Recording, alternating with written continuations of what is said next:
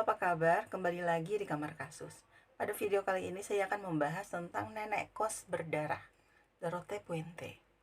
Di California, tahun 1980-an, rumah Dorothea Puente adalah sarang pencurian dan pembunuhan, karena pemilik rumah yang menakutkan ini membunuh setidaknya 9 penyewa yang tidak menaruh curiga. Dorothea Puente tampak seperti nenek yang manis, tetapi penampilan bisa menipu. Faktanya, Dorothea adalah seorang pembunuh berantai yang melakukan setidaknya 9 pembunuhan di dalam rumah kosnya di Sacramento, California, sepanjang tahun 1980-an. Antara tahun 1982 dan 1988, orang tua dan orang cacat yang tinggal di rumah Dorothea Puente tidak tahu bahwa dia meracuni dan mencekik beberapa tamunya sebelum mengubur mereka di propertinya dan menguangkan cek jaminan sosial mereka. Selama bertahun-tahun, hilangnya apa yang disebut orang bayangan ini yang hidup di pinggiran masyarakat tidak diperhatikan. Namun akhirnya, polisi yang mencari penyewa yang hilang melihat sepetak tanah yang tidak biasa di dekat rumah kosnya dan menemukan yang pertama dari beberapa mayat. Dorothy Puente atau Née Dorothy Helen Gray lahir pada 9 Januari 1929 di Redlands, California. Dia adalah anak keenam dari 7 bersaudara, tetapi tidak tumbuh dalam lingkungan keluarga yang stabil. Ayahnya meninggal ketika Dorothy berusia 8 tahun karena TBC. Sementara ibunya, seorang pecandu alkohol, secara rutin menganiaya anak-anaknya dan meninggal dalam kecelakaan sepeda motor setahun kemudian. Sebagai yatim piatu, Dorothea Puente dan saudara-saudaranya terpecah ke arah yang berbeda, terpental antara panti asuhan dan rumah kerabat. Dorothy memulai usahanya sendiri saat berusia 16 tahun. Di Olympia, Washington, dia mencoba mencari nafkah sebagai PSK. Di sana, Dorothy menemukan seorang suami. Dia bertemu dan menikah dengan Fred McFall pada tahun 1945, tetapi pernikahan mereka singkat, hanya 3 tahun. Dorothy Puente memiliki beberapa anak dengan McFall, tetapi tidak membesarkan mereka. Dia mengirim satu anak untuk tinggal bersama kerabat, sementara yang lain disiapkan untuk diadopsi. Pada tahun 1948, McFall meminta cerai dan Dorothy pindah ke selatan ke California. Di sana, mantan PSK itu kembali ke kehidupan kriminal.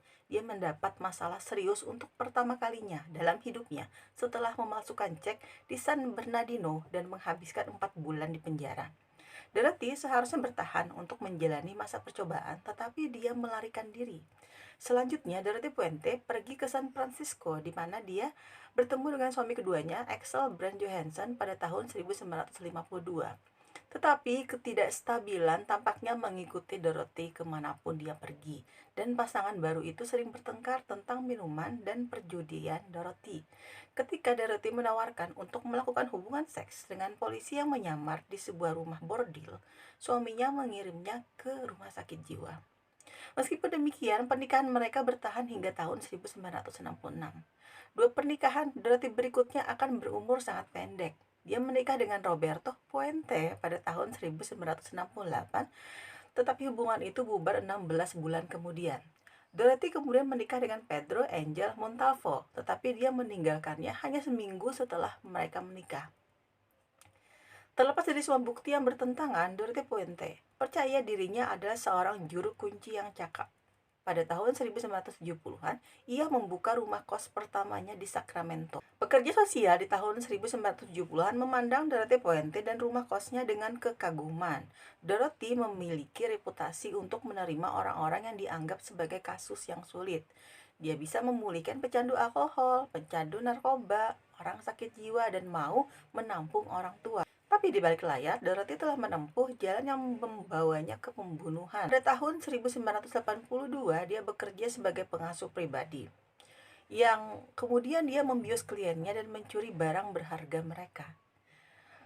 Dorothy kemudian dikirim ke penjara karena pencuriannya. Dia dibebaskan 3 tahun kemudian, meskipun seorang psikolog negara mendiagnosis Dorothy sebagai penderita skizofrenia tanpa penyesalan atau rasa bersalah, sehingga harus dipantau dengan ketat.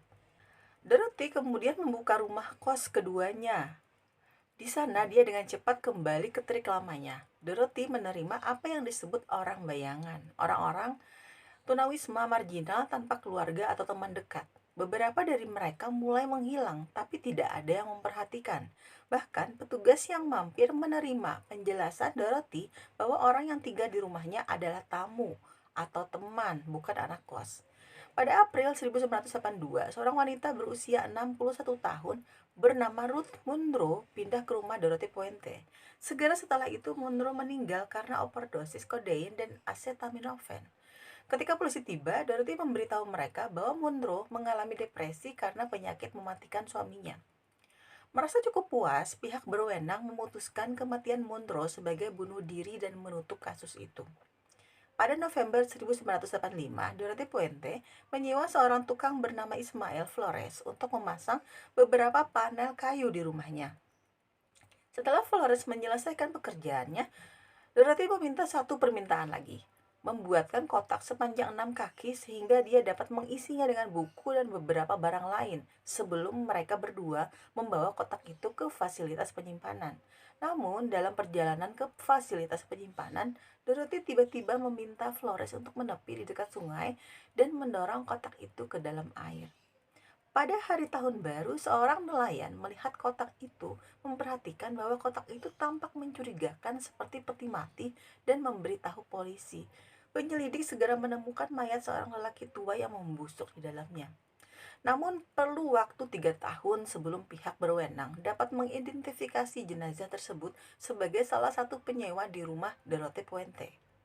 Baru pada tahun 1988, kecurigaan pertama kali muncul tentang Dorothy setelah salah satu penyewanya, Alvaro Montoya, yang berusia 52 tahun hilang. Montoya bergumul dengan masalah kesehatan mental dan telah menjadi tunawisma selama bertahun-tahun. Dia dirujuk ke rumah Dorothy Puente karena reputasinya yang luar biasa menyambut orang-orang seperti Montoya. Namun tidak seperti banyak orang yang melewati begitu saja rumah kos Dorothy, seseorang memperhatikan Montoya. Judy Moss, seorang konselor penjangkauan dengan relawan Amerika, menjadi curiga saat Montoya menghilang. Dan dia tidak percaya dengan penjelasan Dorothy bahwa Montoya pergi berlibur. Moss memberitahu polisi yang pergi ke rumah kos Dorothy. Mereka bertemu dengan Dorothy Puente, seorang wanita tua berkacamata besar yang mengulangi ceritanya bahwa Montoya hanya pergi berlibur. Penyewa lain, John Sharp, mendukungnya. Tapi saat polisi bersiap untuk pergi, Sharp menyelipkan pesan kepada mereka bertuliskan, "Dia membuatku berbohong untuknya." Polisi kembali dan menggeledah rumah. Karena tidak menemukan apa-apa, mereka meminta izin untuk menggali pekarangan. Dorothy memberitahu mereka bahwa mereka boleh melakukannya dan bahkan memberikan skop ekstra. Kemudian dia bertanya, apakah tidak apa-apa jika dia pergi untuk membeli kopi? Polisi menjawab iya dan mulai menggali. Dorothy Puente melarikan diri ke Los Angeles. Polisi menemukan jenazah Leona Carpenter yang berusia 78 tahun dan kemudian 6 mayat lagi. Selama 5 hari, Dorothy Puente berada dalam pelarian. Tetapi polisi melacaknya di Los Angeles setelah seorang pria di bar mengenalinya dari TV.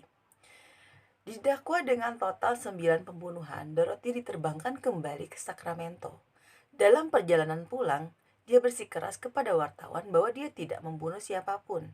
Dorothy mengklaim, "Saya adalah orang yang sangat baik." Sepanjang persidangan, Dorothy Puente digambarkan sebagai tipe seperti nenek manis yang menutupi dirinya sebagai penjahat manipulatif yang memangsa yang lemah. Pengacaranya berpendapat bahwa dia mungkin seorang pencuri tapi bukan seorang pembunuh. Ahli patologi bersaksi bahwa mereka hampir tidak dapat menetapkan penyebab kematian mayat korban Dorothy Puente yang manapun. Penyelidikan dan persidangan itu memakan waktu lama. John O'Mara, jaksa penuntut, memanggil lebih dari 130 saksi ke mimbar. Penuntutan menyatakan bahwa Dorothy menggunakan obat tidur untuk membius penyewa, mencekik mereka, dan kemudian menyewa narapidana untuk menguburkan mereka di halaman. Dalmane, obat yang digunakan untuk insomnia, ditemukan di ketujuh jenazah yang digali. Jaksa penuntut mengatakan Dorothy adalah salah satu pembunuh wanita paling dingin dan penuh perhitungan yang pernah ada di negara ini. Pada tahun 1993, setelah beberapa hari musyawarah dan juri menemui jalan buntu, sebagian karena bingung dengan watak manis nenek Dorothy Puente akhirnya dihukum karena 3 pembunuhan dan menerima hukuman seumur hidup berturut-turut. Entitas ini gagal, kata Kathleen Lemers, Direktur Eksekutif Pusat Hukum California untuk Perawatan Jangka Panjang tentang rumah kos Dorothy Puente. Tidak semua orang yang menjalankan rumah kos jahat, tetapi aktivitas jahat dapat muncul. Namun sampai akhir hayatnya, Dorothy Puente bersikeras bahwa dia tidak bersalah dan bahwa dia telah merawat orang-orang yang berada di bawah tanggung jawabnya dengan baik. Satu-satunya saat kondisi terbaik dari orang-orang buangan ini adalah ketika mereka datang dan tinggal di rumah saya, kata Dorothy Puente dari penjara. Saya membuat mereka mengganti pakaian mereka setiap hari, mandi setiap hari, makan 3 kali sehari. Ketika mereka datang kepada saya, mereka sangat sakit. Mereka tidak diharapkan untuk hidup. Dorothy Puente meninggal di penjara karena sebab alami pada 27 Maret 2011 pada usia 82 tahun.